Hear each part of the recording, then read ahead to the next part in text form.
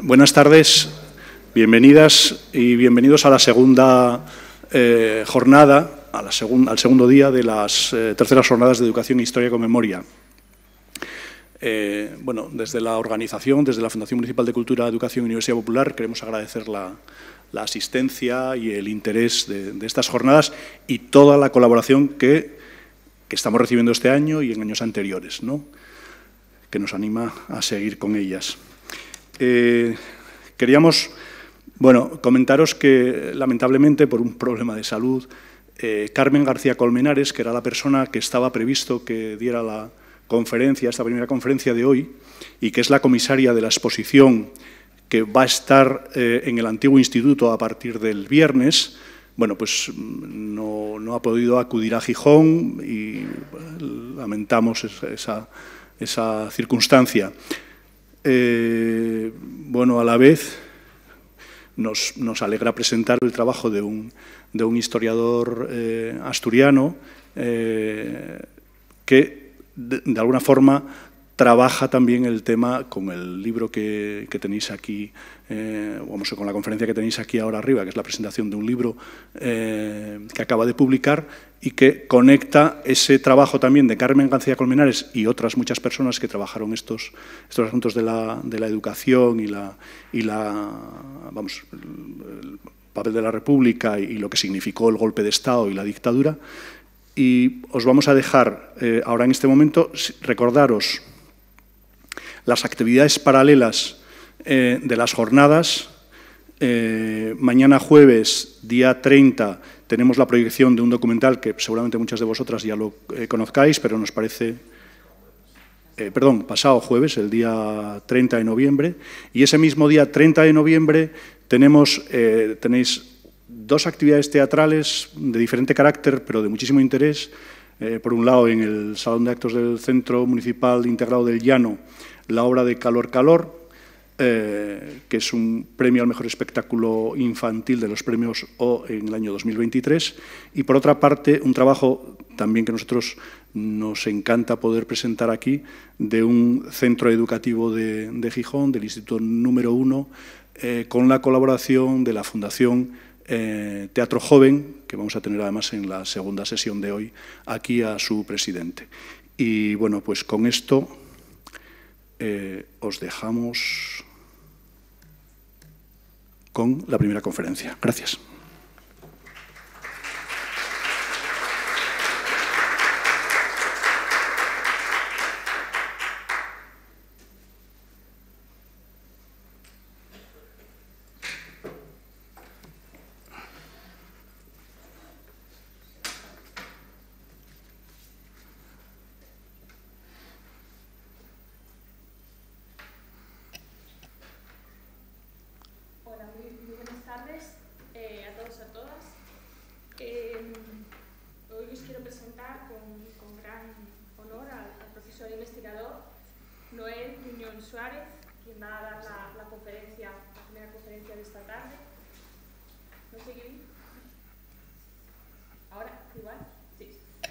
Gracias. Sí, muchas gracias.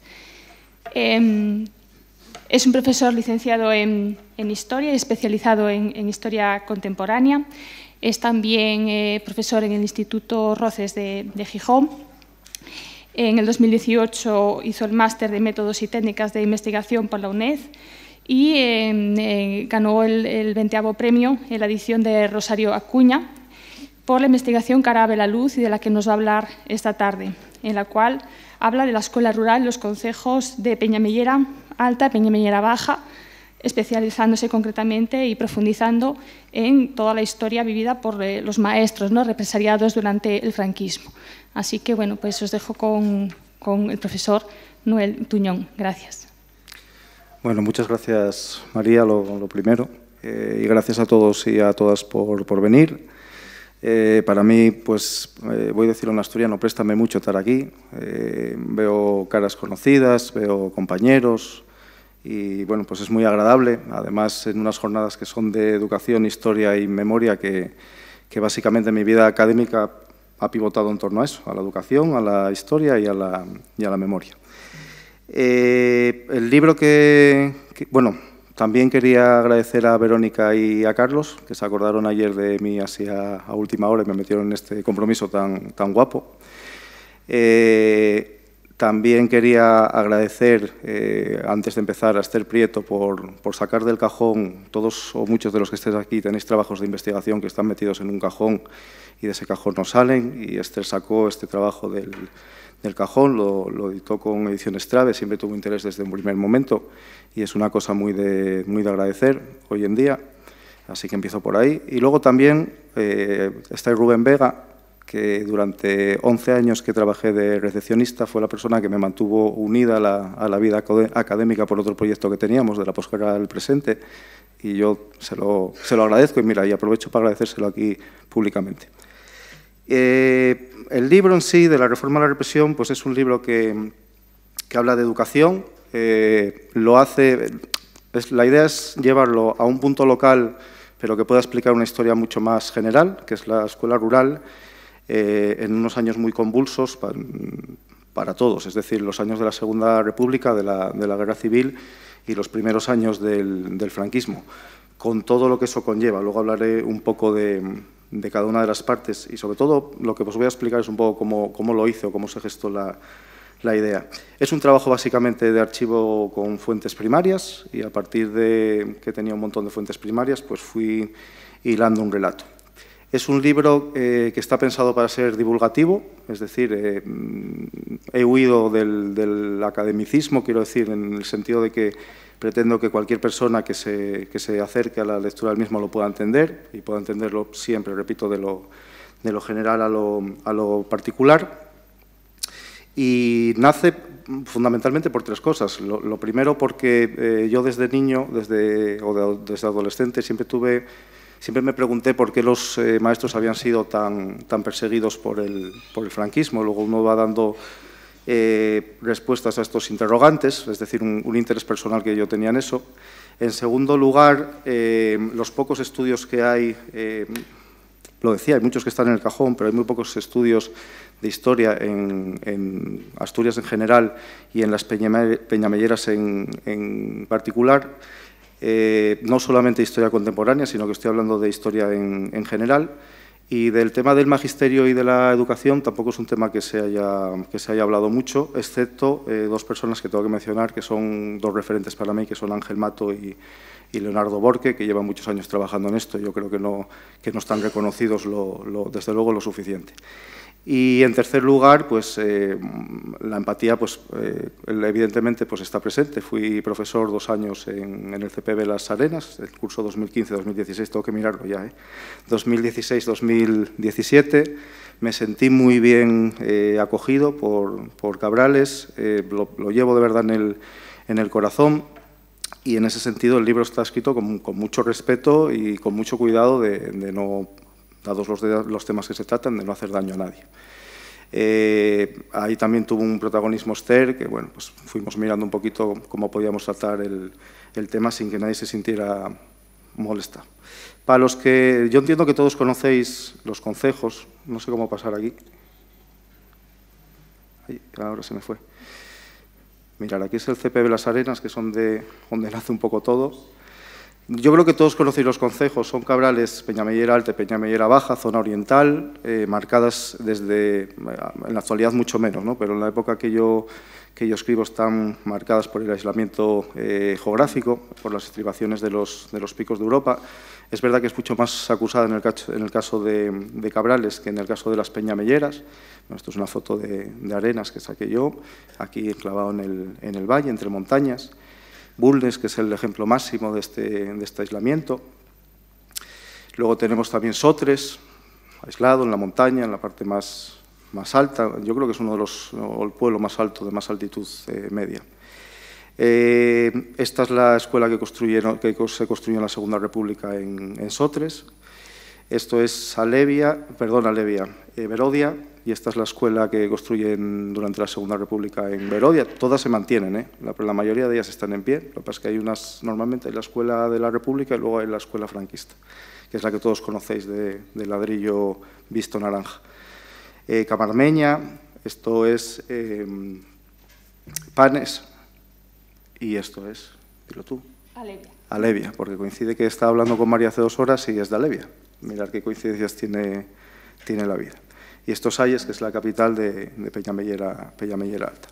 Bueno, están marcadas por los ríos, como todos los pueblos asturianos prácticamente, es decir, en este caso por el Cares y por el río Deva, y en la época que estudio y en la actualidad están marcadas por una actividad económica que es una agricultura de escasos rendimientos, una ganadería y luego pues la elaboración de quesos que bueno, pues en la época que yo estudio empezaban a tener cierta calidad y que ahora, pues como todos sabéis, pues son de gran calidad. Si tuviéramos que hablar de la actualidad, evidentemente, bueno, pues tenemos que hablar de la actividad turística.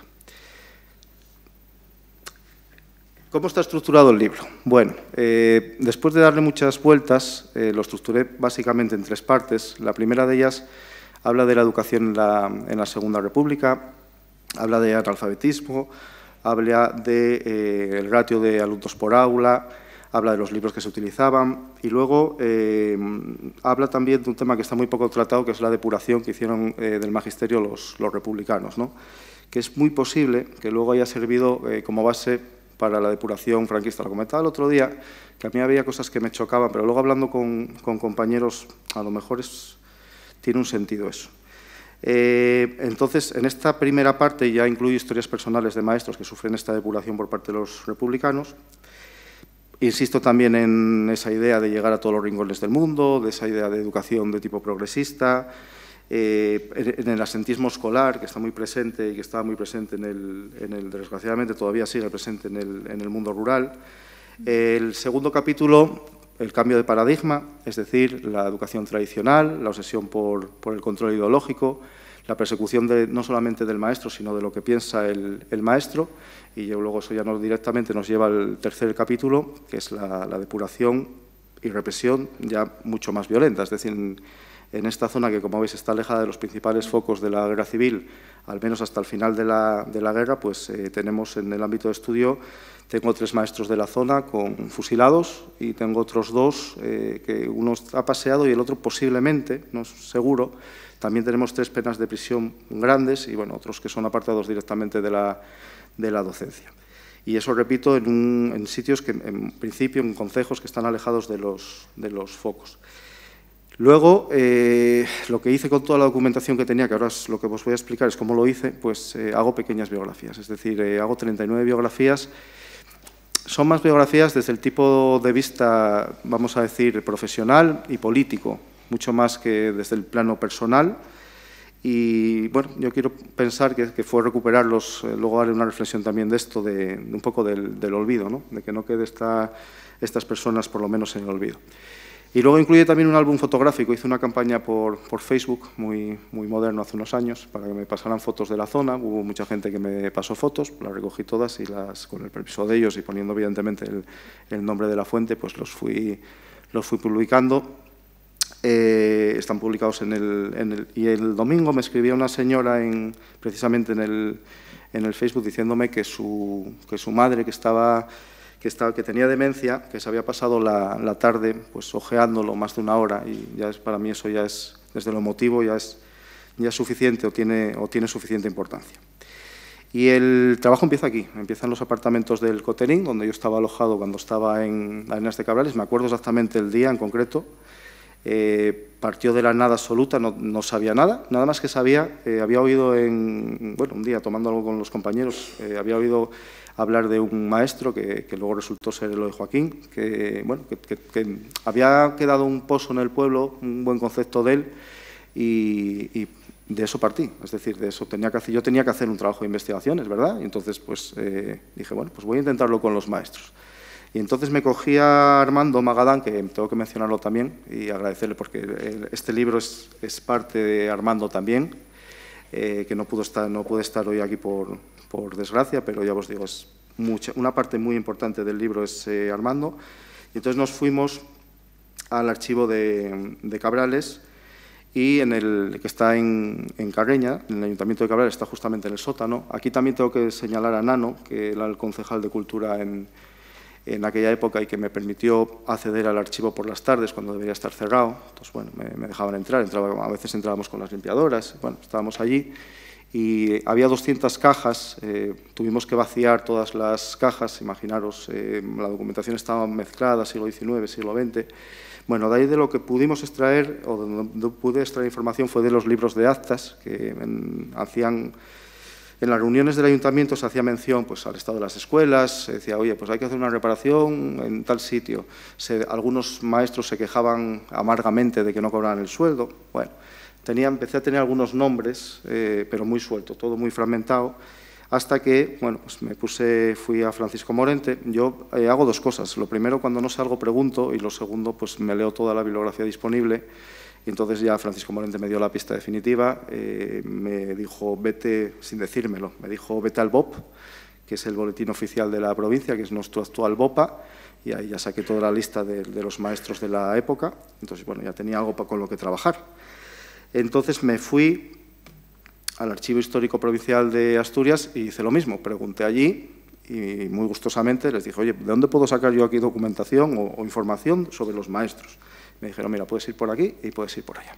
Entonces, una de las cosas que me dijeron es que tenían microfilmado toda la información del Archivo Histórico Nacional, sección Guerra Civil de Salamanca. Hay una pequeña confusión. El otro día en la otra presentación que hice me comentaba la gente, ¿y cuándo fuiste a Salamanca? Digo, yo nunca fui a Salamanca. Es decir, está todo, lo tenéis todo en Oviedo, lo podéis consultar allí. Tenéis que pedir permiso para usar el microfilm, pero vamos, que lo podéis usar cuando queráis. Y a partir de ahí pues, empecé a encontrar una cantidad de información ingente. Es decir, durante la República pues, se hace un recuento de las escuelas. Este es el caso de Cabrales. Se habla de las escuelas que hay que reformar, si son mixtas, si son de niños o de niñas. En esas dos fases depurativas de las que hablaba antes por parte de los republicanos, que tienen lugar en septiembre del 36 y en julio del 37, empiezan a hacer listas también de los maestros, si son favorables o desfavorables. Ahora vamos a ver las fichas que les hacían. También tengo la firma de los delegados, que también fue importante para mí. Y a partir de todo ello, pues ya accedo a las fichas directamente. Entonces les hacían una pequeña entrevista. Este es, por ejemplo, Juan González, que fue apartado porque lo consideraron derechista y que tenía una actividad antirrepublicana en la escuela. Tengo que decir en este punto que el hoy, del que voy a hablar varias veces hoy, me dio por ellos.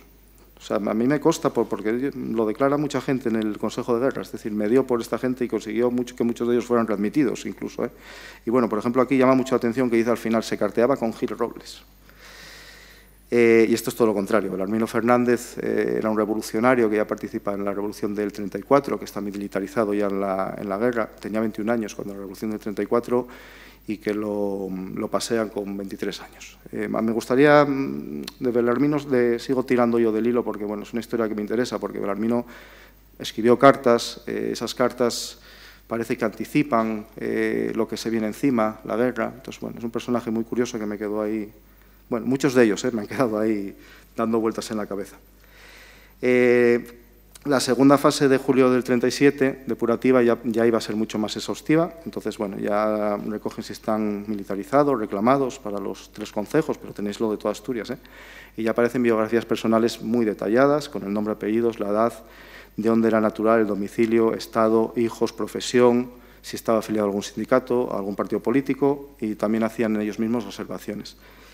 Repito lo que dije antes, estas observaciones es muy posible que a estos informes tuvieran acceso luego las autoridades franquistas y sirvieran para luego pues, perseguirlos en cierto modo, es muy posible. No puedo demostrar ni que sí ni que no, pero es muy posible que sí. Entonces, por ejemplo, pues, Aurora Muñiz, de la que luego vos leeré la biografía, decía, en el 1934 fui perseguida, en marzo de 1936 he dado mi casa para la fundación del Sindicato de Trabajadores de la Tierra, en mayo del mismo año para un mitin comunista, cuando estalló la revolución, di mi casa para cuartel de las milicias y más tarde para varios mítines socialistas, ¿no? Es decir, ella nunca pensó que a lo mejor se estaba señalando con el dedo. Otra dirección eran las hojas de servicios, que yo creo que soy el primero que utiliza, que me dan muy detalladamente dónde estuvieron dando clase, si se rompieron un pie, cuánto tiempo estuvieron de baja, las notas que sacaron en clase, bueno, son muy exhaustivas. Todos los profesores que estamos aquí, en su día tendremos aquí la hoja de servicio, tendrán acceso y verán cuántas veces estuvimos de baja, de por qué. Y bueno, pues para mí, la verdad, fueron muy buenas, sobre todo porque muchas de ellas tenían la copia de la orden de depuración franquista. Entonces sabía si los habían inhabilitado, si no los habían habilitado y por qué. Con esto ya tenía para hacer un relato, pero bueno, me decidí a acercarme al Ayuntamiento de Peñamellera Baja. Antes no dije que en el Ayuntamiento de Peñamellera Alta me dijeron que toda la información la habían mandado al CPB Las Arenas, donde trabajaba yo.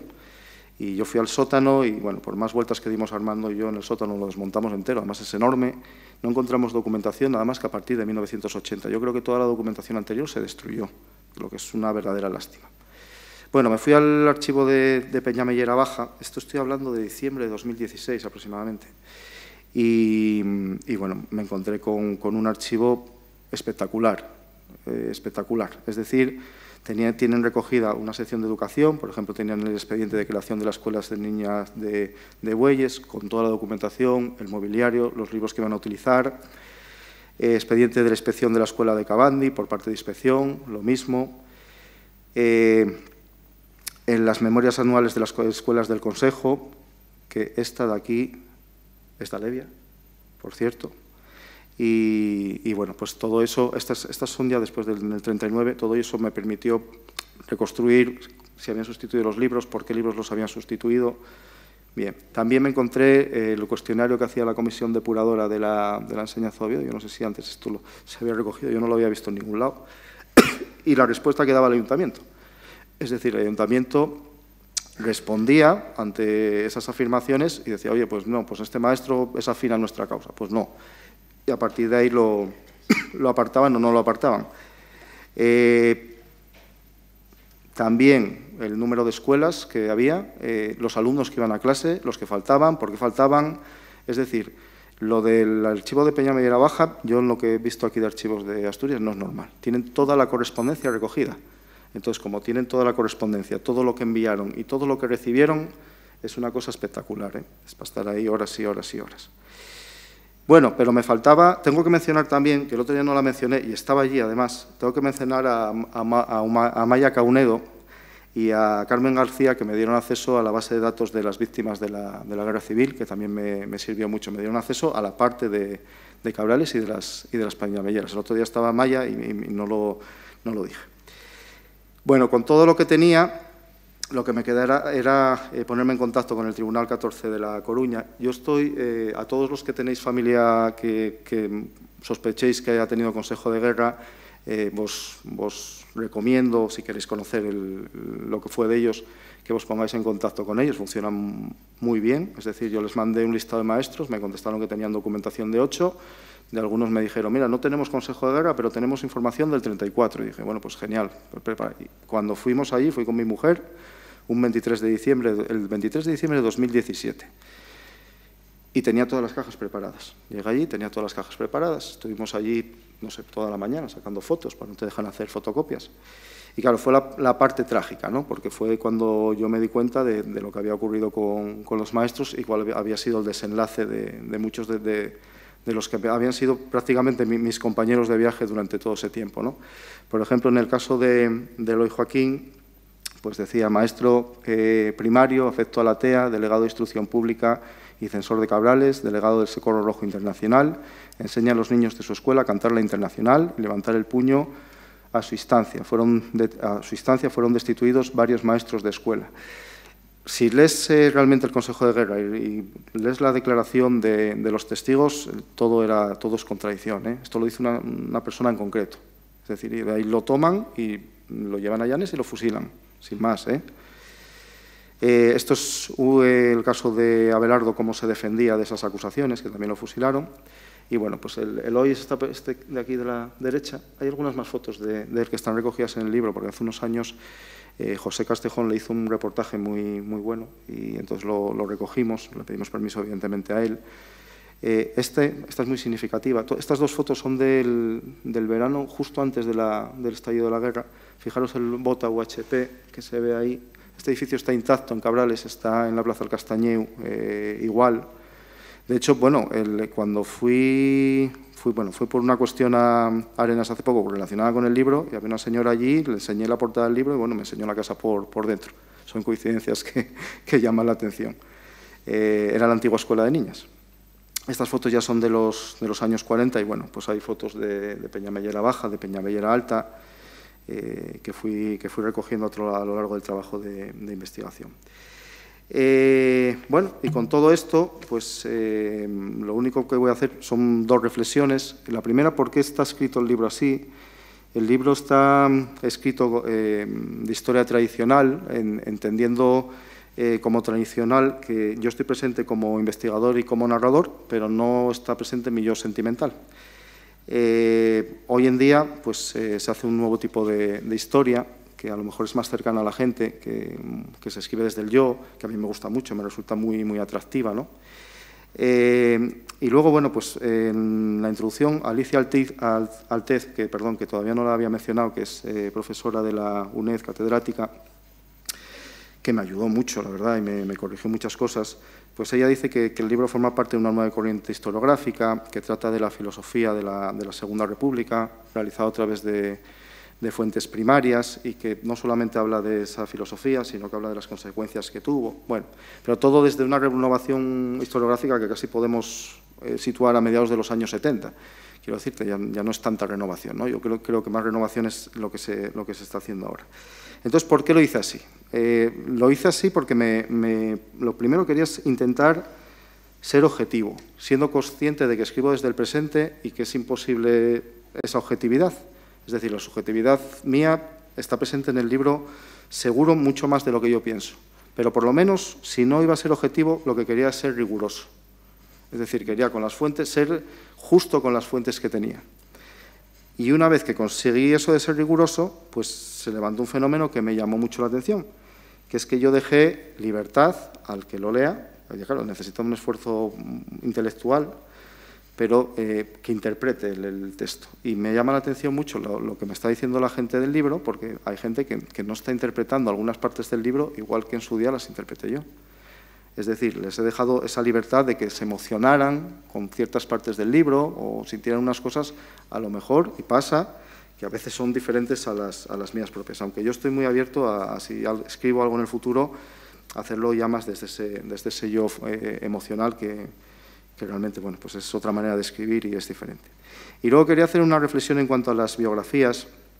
Voy a mencionar a Enzo Traverso, que tiene un libro maravilloso que se llama Pasados Singulares, que me imagino que muchos de los que estáis aquí conocéis, y él recoge un texto de Michelet, de la Historia de Francia de 1833, que dice: «Estos papeles no son papeles, sino vidas de hombres. Sin prisas, mis queridos muertos, vayamos por orden, por favor. Todos ustedes tienen derecho a la historia». Y a medida que iba soplando el polvo, los veía levantarse. Iban sacando del sepulcro, uno la mano, otro la cabeza, como en el juicio final de Miguel Ángel o la danza de la muerte. En este libro he intentado reproducir la danza galvánica que los muertos bailaban a mi alrededor. Yo me sentía un poco parecido. Es decir, yo cuando estaba escribiendo no cuando lo estaba escribiendo, más cuando estaba en el archivo en Oviedo, lo sentía que estaban al lado.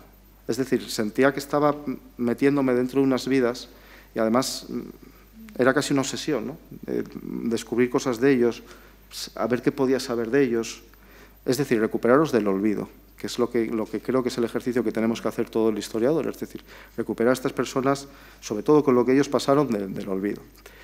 Cada uno tiene su historia, ya os digo, hay 39. Por ejemplo, tengo a Enriqueta. Enriqueta en 1978 se quejaba amargamente de que ya había sido maestra en la República, le faltaba un poquito para cubrir la jubilación, y no pudo demostrarlo, y yo tengo la ficha que demuestra que Enriqueta fue maestra. Tengo a Belarmino Fernández, que os mencionaba anteriormente, y hay muchos otros. Pero os voy a leer, en este caso el otro día leí la biografía de Belarmino Fernández, hoy os voy a leer de una maestra, de Aurora Muñiz Crespo, que estuvo 15 años en la cárcel, por lo que voy a leer a continuación. Nacida en Posada Llanes el 26 de junio de 1882, fue maestra propietaria de primera enseñanza en Carabes desde 1933 hasta la Guerra Civil. En el primer informe realizado en septiembre de 1936 con fines depurativos figura que su ideología política era de izquierdas, su filiación socialista y su actividad política en la Escuela era republicana. En su expediente de depuración de julio de 1937 declaraba ser de filiación política socialista y pertenecer a la TEA desde julio de 1936. A la TEA pertenecían casi todos, es decir, ellos se veían forzados a pertenecer a la TEA, fueran de derechas o de izquierdas. En el mismo se incluye un informe en el que relata cómo en el 34 fui perseguida. En marzo de 1936 he dado mi casa para la fundación del Sindicato de Trabajadores de la Tierra. En mayo del mismo año, para un mitin comunista, cuando estalló la revolución, di mi casa para el cuartel de las milicias y más tarde para varios mítines socialistas. Aurora Muñiz Crespo fue detenida tras la entrada de las tropas sublevadas en el concejo. A principios de diciembre de 1937 se encontraba encarcelada en el puesto de la Guardia Civil de Carreña por auxilio a la rebelión. Entre otras cosas, fue acusada de ser gran propagandista comunista, enseñar doctrina marxista a los niños, realizar reuniones políticas en su casa, incluso de espionaje al servicio del Comité de Peñameñera Alta. Se añadían inculpaciones tales como exclamar ante un individuo que había denunciado a 3 derechistas «así me gustan a mí los hombres» o hacer cantar a los niños a la salida de la escuela 1, 2, 3, 0, viva el largo caballero. En febrero de ese mismo año empezaban a testificar varios testigos que no hacen sino afirmar lo anterior. La investigación judicial concluyó con un autorresumen en el que se señalaban los hechos que se le imputaban: antecedentes comunistas, propagandista de sus ideas. Antes de iniciarse el glorioso movimiento nacional, fue denunciado en varias ocasiones por su falta a la escuela en que daba clase. Durante la etapa roja se celebraban reuniones de carácter izquierdista en el domicilio de la procesada. Prestó servicio a los rojos de espía. En la escuela obligaba a los niños a levantar el puño y entonar canciones alusivas al marxismo. El 22 de marzo de 1938 fue condenada a reclusión perpetua, conmutada en marzo de 1943 por 15 años de reclusión menor. Tras 2 años en la cárcel de mujeres de Saturarán, todos la conocéis, me imagino, en Guipúzcoa, las barbaridades que hacían ahí, cumplió el resto de su pena en la de Larrinaga, Vizcaya. 15 años en la cárcel por esto. Y ahora, para terminar, os voy a leer la carta de despedida de Eloy Joaquín a su familia. Querida esposa e hijos, en este día 26 de noviembre de este año 1937, contando las horas angustiosas que la inquietud nos ofrece, quiero rendirle el tributo de mi sincero y leal cariño. Yo no sé si será el último testimonio de este íntimo sentimiento que te expreso en estas líneas. No puedo creerlo, aunque la fiebre de mi estado afectivo me obliga, con una insistencia cruel, a admitirlo como una posibilidad. Mi conciencia me afirma la convicción de que soy inocente.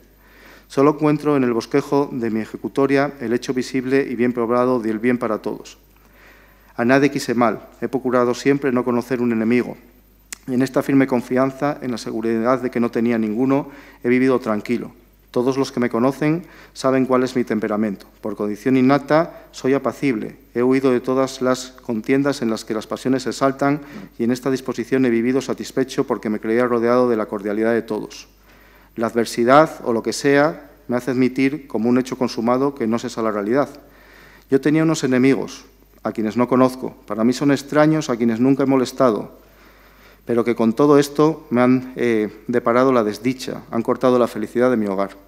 Que Dios les perdone como yo les perdono desde este momento, en que aún no sé por qué me han conducido a esta situación tan atribulada. Perdónalos tú también. Si acaso es que vivo las últimas horas de mi existencia, las quiero vivir pensando en ti, en nuestros hijos queridos, en la dicha que ha significado nuestra convivencia. En esos hijos que son pedazos de nuestro corazón, les quedará mi recuerdo perenne y con ellos seguirás siendo feliz, haciéndolos buenos, cuidándolos con amor, preparándolos para la vida. Los harás dichosos y ellos harán lo mismo contigo. Acepta con resignación esta vicisitud que me estaba reservada y con ello solo te ruego un último deseo, que no me olvides nunca. A mis hijos, a estos mis hijos queridos, que estoy mirando una foto y aún más en el recuerdo, darles muchos besos y que sepan que su papá murió como un santo. Que no me olviden tampoco.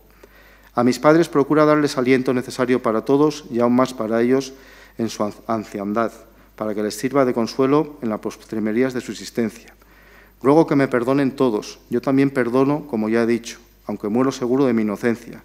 De nadie he recibido mal, ni creo haberlo hecho en mi vida. Yo no sé si estos maestros y maestras asturianos prometían el mar a sus alumnos y alumnas, porque el mar estaba, por lo menos en el caso de mi estudio, estaba muy cerca, pero sí que les prometían un futuro esperanzador y a eso pues puso totalmente fin el fascismo en todas sus formas. Muchas gracias.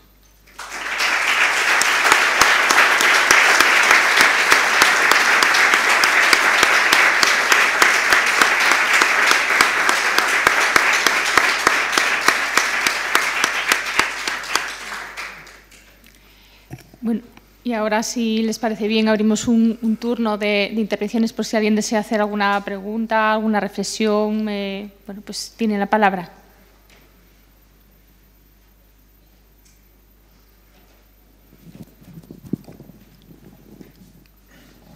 Bueno, vuelvo a ser yo otra vez, como ayer. Sí, yo querría hacer un par de reflexiones. Una sobre mi abuela, que fue un ejemplo de feminismo, de libertad para mí. Como expliqué ayer, ella le pilló el fin de la caída del Frente Norte el 21 de octubre del 37 aquí en Gijón. Ella era de Chuarca, como lo llamaba ella.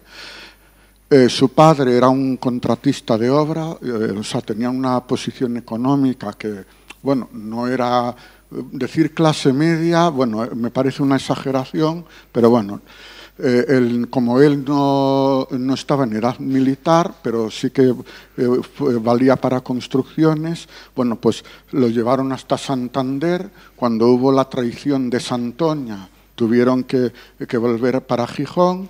Él estuvo encarcelado. Mi bisabuela, que en la huida quedaron separados año y medio sin saber uno del otro, pues como conocía gente, pues a mi abuela, claro, la quería escolarizar, no por ser mujer iba a ser analfabeta. De hecho, mi abuela sabía leer y escribir muy bien.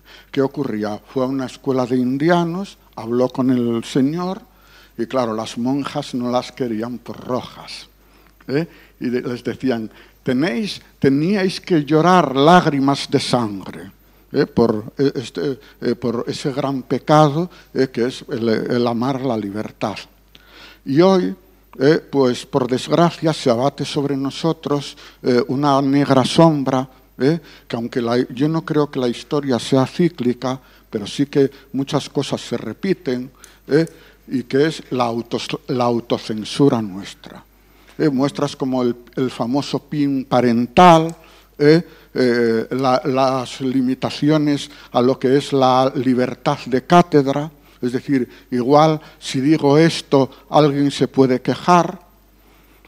Entonces no podemos consentir que estos ejemplos de maestros de la República que quisieron hacer de sus alumnos, de sus estudiantes, pues un mundo mejor, un mundo más libre, pues que nosotros tampoco hagamos esto, sino que tenemos que luchar contra esas fuerzas que hoy pues son neofascistas claramente para mí, y que realmente no se pueden tolerar en una educación que se supone que es para formar ciudadanos, no para dar títulos.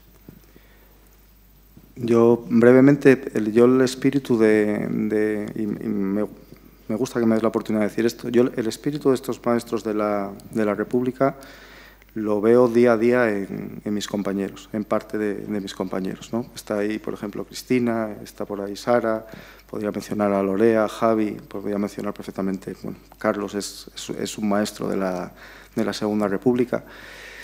Lo veo día a día y eso es muy gratificante. Héctor también está ahí. Es decir, eso es muy gratificante porque yo de verdad que veo el espíritu de ellos, y eso es una resistencia a lo que decías tú anteriormente. Es decir, es lo que podemos hacer desde la escuela es esa resistencia de seguir siendo esos maestros formados, que intentamos ser cercanos con los alumnos. Yo lo veo así, de verdad que lo veo todos los días.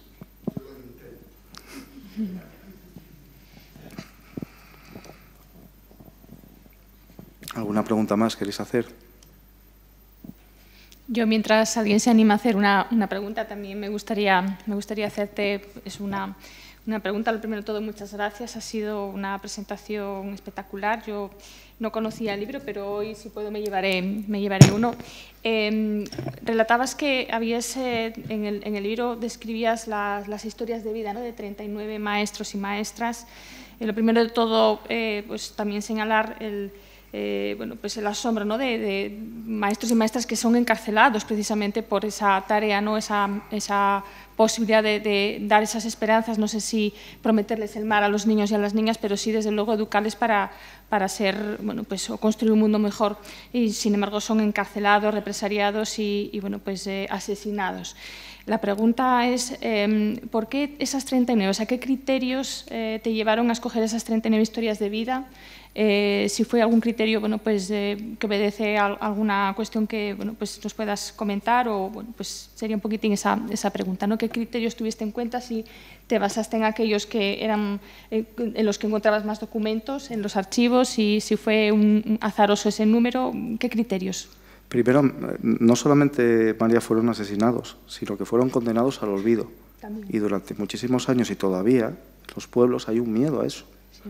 Es decir, hay un miedo a destapar esto. La gente mayor sigue teniendo miedo, es decir, consiguieron ese objetivo que es olvidarlo. Por eso digo esa responsabilidad ahora de resucitarlos, ¿no?, en cierto modo. Y de lo segundo que me preguntas, el criterio fue la documentación. Es decir, están casi todos, pero hay algunos de los que no hay documentación.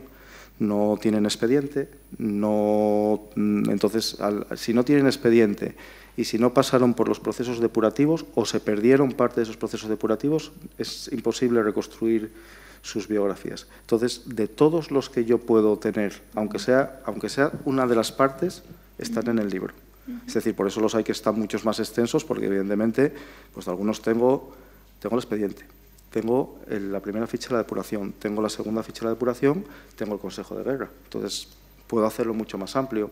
Puedo saber, por ejemplo, de Eloy, pues Eloy hay que sacarlo de ahí. Es decir, Eloy necesita una historia para él, porque Eloy, los testigos se enfrentan a las autoridades, es decir, están en el Consejo de Guerra y ellos dicen que no, que tenía amigos de derechas, de izquierdas, que tenía de todo, que hablaba con la gente del pueblo, que es un caso curiosísimo, ¿no? De hecho, la mujer, Felicidad Castejón, siguió dando clase en Arenas.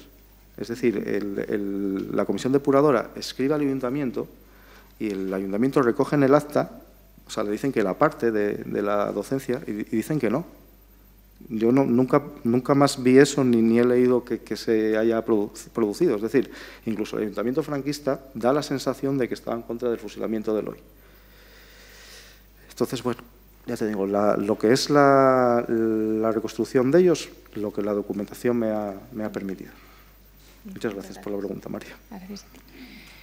¿Alguien más se anima a hacer alguna pregunta, reflexión? Muchas gracias.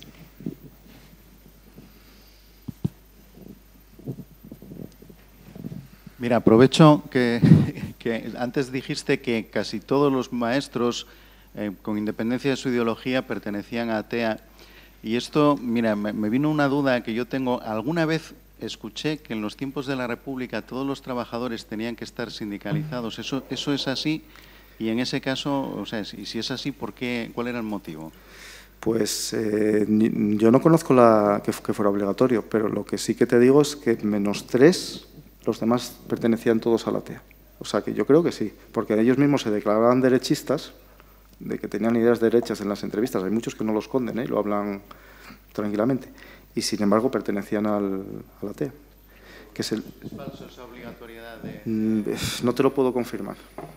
Ni tampoco, no te lo sé decir con total seguridad, porque tengo algunos que no estaban, o se negaron en redondo, o es que no era obligatorio.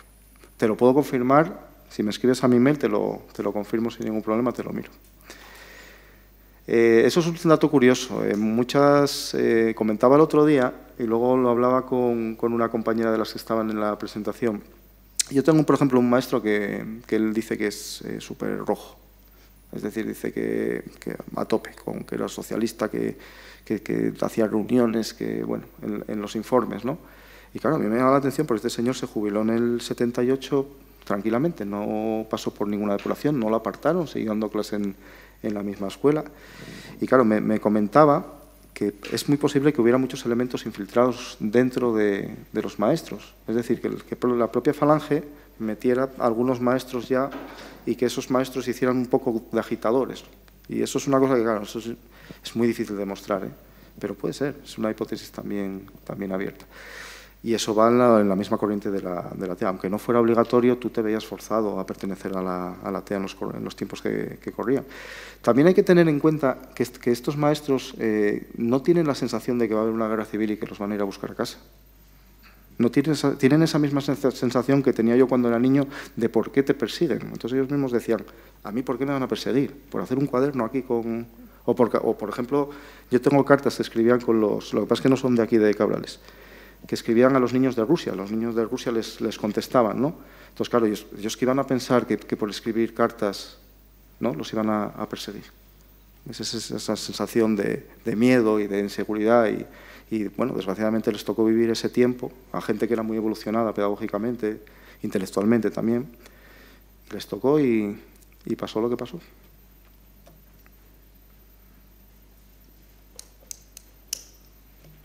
¿Alguna persona más desea hacer alguna pregunta? Gracias.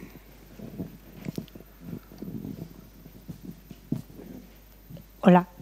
Nada, yo quería preguntarte si a raíz de esta investigación y de este libro has contactado con familiares de esas personas que vivan ahora actualmente y si ha sido así, si ellos son conocedores de la historia de sus antepasados, ¿no?, de sus bisabuelos, porque, como tú decías antes, todavía hay mucho miedo a hablar hoy en día.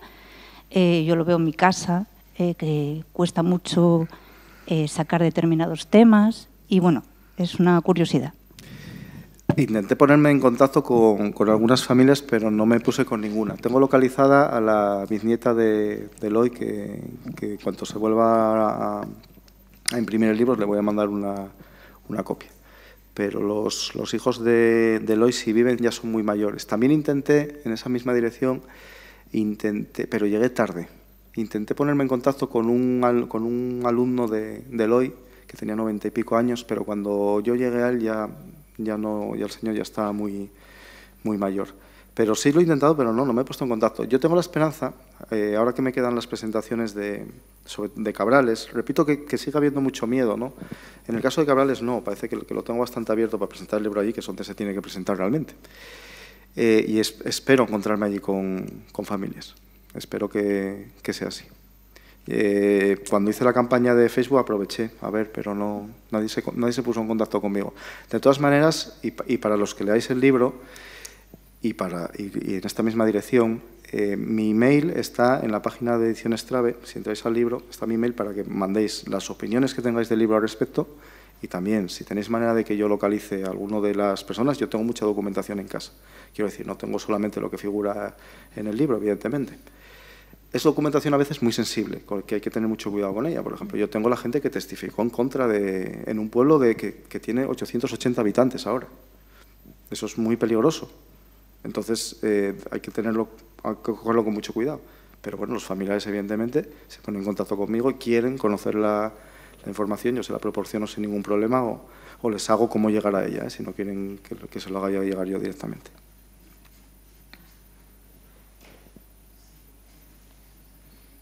Pues...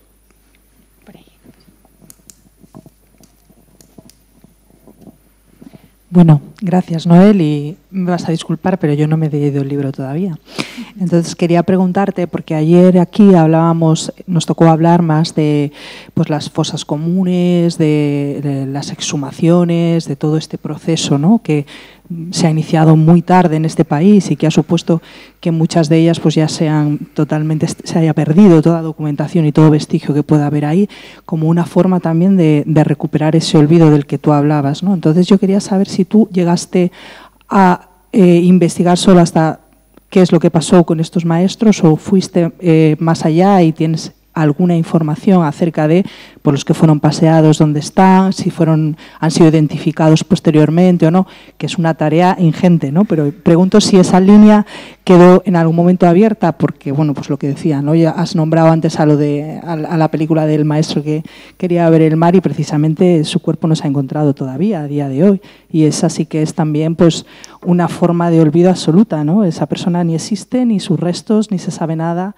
y hasta que no llega alguien pues como tú o cualquier otro historiador o historiadora que recoge toda esa historia, pues no se recuperan, ¿no? Bueno, empiezo por la película. La película es maravillosa.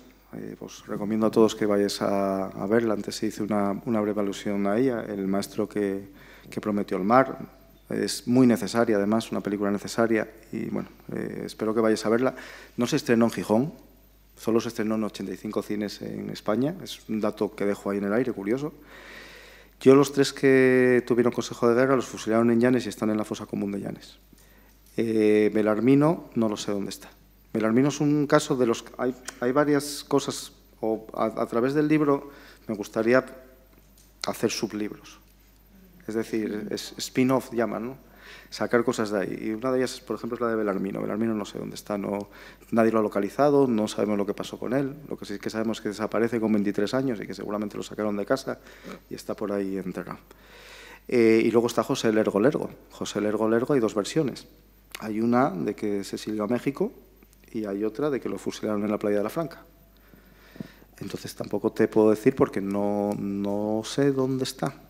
No lo sé. Me gustaría deciros que huyó a México, que fue muy feliz, que tuvo una familia allí, pero no lo sé. No tengo ni idea. Y ya os digo que las fuentes en ese caso son contradictorias. Un libro que escribieron hace años de Peñamellera Alta dice que huyó, y la información que me proporcionan a mí desde la universidad y eso es que no, que lo fusilaron en la Franca. Con el caso de los paseados es muy complicado, Verónica. Es muy complicado, porque te podían sacar de casa en cualquier momento y te enterraban ahí. Y hasta nadie te veía, era por la noche, aquí en Asturias te metían en un bosque. Es dificilísimo. Eso es... Bueno, ya ves Lorca, más que se ha movilizado para encontrar a Lorca. Así que así. Bueno, pues nada, muchísimas gracias a todas y a todas. Y una última cosa, animo a todo el mundo que está aquí, especialmente a la gente joven, a que se ponga a escribir. Que se ponga a escribir de lo que sea, pero si es de historia, mejor. Y que lo haga bien, que es necesario y hay muy poco. Y hay hay muchos temas muy interesantes que hay que sacar para adelante. Venga, muchísimas gracias. Pues muchas gracias.